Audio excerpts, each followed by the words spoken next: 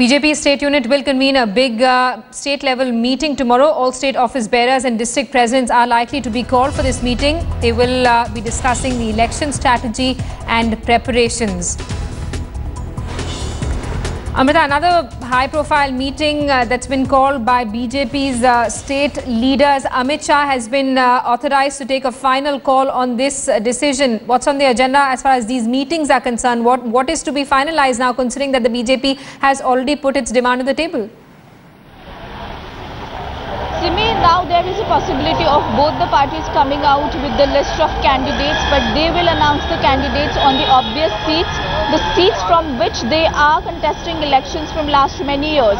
So this could be the second step taken by both the big parties. If Shiv Sena announces their candidates on some seats, then BJP will also do that, and that will be the second stage.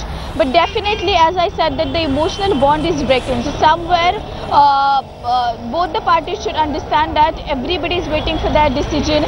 They are giving formulas to each other. They are discussing on that. They are rejecting the formulas. So for how long they'll be doing this is the question. But yes, the possibility is that BJP will come out with the list of candidates, and accordingly Shiv Sena will come out. But the question still remains whether the 25 years old alliance will remain or break. All right, let's also get a word from our deputy editor Brijesh Pandey, who's with us live from the national capital. Brijesh, what is the BJP thinking at this point? The state leaders are saying that they're ready to contest without the Shiv Sena. Does the central high command feel confident enough given the background of the bi-poll results that we've seen recently? Well, bi-poll results aren't weighing too heavily on the mind of the central BJP leaders.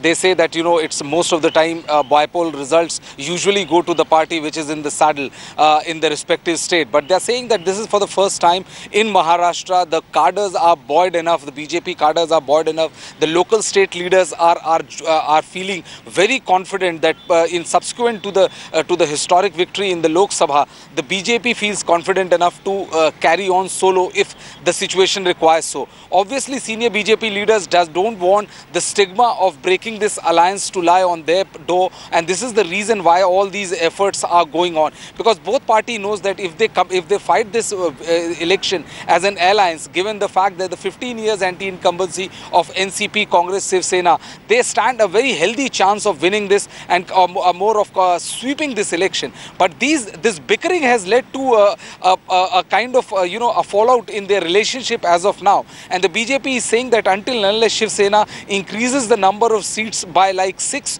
to 10 seats more, they will not be in a position to carry on with the alliance. I think the next 48 to 72 hours are crucial, because once the Shraddh period gets over and Navratri starts, then the Shiv Sena and the BJP might go ahead and announce their respective list. Today, Om Mathur, a senior BJP leader, have gone to meet Shiv Sena Supremo Uddhav Thackeray, and it looks like, you know, he will convey what has happened in the deliberations last night in the BJP CEC as well as the parliamentary board. Simi?